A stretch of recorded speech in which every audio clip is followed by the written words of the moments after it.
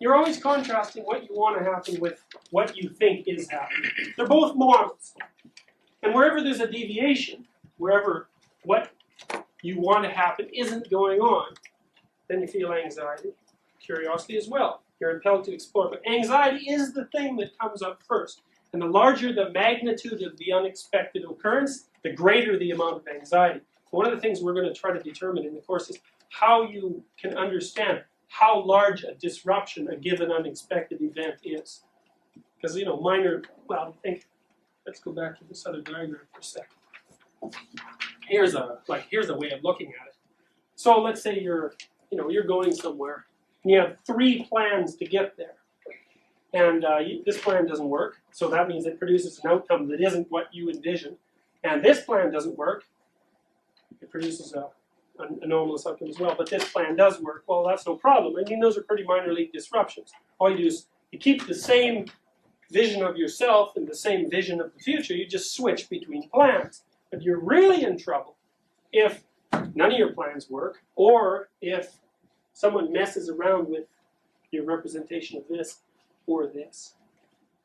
So you can say, for example, you want to get into medical school, and you need 30 courses to get into medical school. And you should have A's on all of them.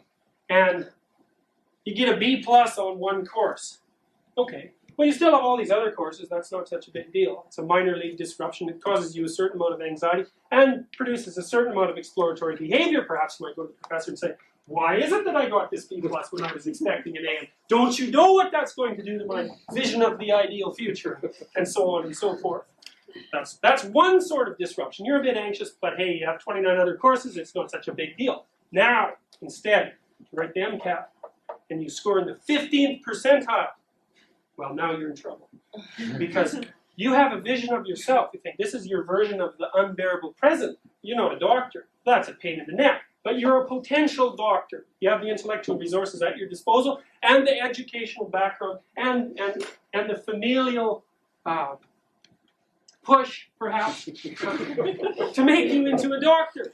And so that's what you've conceived yourself as. That's your story about yourself, is you're this person with this set number of potentials.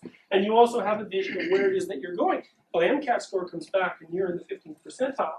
Well, your ideal future, it's gone. That's a big problem. Because that means that all of the events that have surrounded you, that surround you now, and as far back as you can remember, that were given determinate significance by this particular plan, have all been cast into chaos. Because everything that you've done up to that point has been predicated on the notion that this is where you were going, and that means that the significance that you attributed to everything was attributed to everything in relationship to that goal. You blow out the goal, and all those significances are back up in the air. You have to modify your version of yourself. It's like, what the hell are you going to do now? You're not going to be a doctor. You put a lot of work into this. Plus, it's your whole self-conception. Well, this is gone. This is gone. I mean, this is irrelevant, right? I mean, the other 29 courses, why the hell are you even here now? So that's one example of the levels at which anomalies can occur. Minor league anomalies, no problem. You just scoot around them and you go to the same place. Major league anomalies, it's a new ideal future. Now, that's part of the reason that people are so prone to ideological conflicts. It's like, this is an ideology, you could say. It has a particular version of the way things are now. You look at communist ideology, it's pretty explicit. What's the unbearable present, so to speak? Well, I know this is a bit dated, but we're running out of hardline ideologies to poke fun at, so I have to use an old one. But the unbearable present is the class struggle, and we have reasons for that. It's basically the fault of the rich who are exploiting the poor. The ideal future is the point at which those unfair divisions of capital are eliminated, and there's a whole bunch of means to that end. That's an ideology. Well, someone else has a different ideology, a different version of the significance of current events, a different version of the significance and the nature of the ideal future, and a completely different apprehension of how to transform one to the other. When those two cultures come into contact, well, first of all, they make each other anxious because they're not commensurate. They're not commensurate goals. And if this is the structure that regulates emotion, well, what's going to happen? Well, you can't just give up your damn plans, because then your emotions are dysregulated. You fall into chaos, so to speak. You don't know where you are, and you don't know You don't know who you are, you don't know what to do, and you don't know where you're going. And that makes you anxious. Neither side is going to give up their certainty. Well, the only thing left then under those circumstances is conflict. And you see this. I mean, look, how do arguments escalate? An argument with someone that you love even, they want one thing, you want another.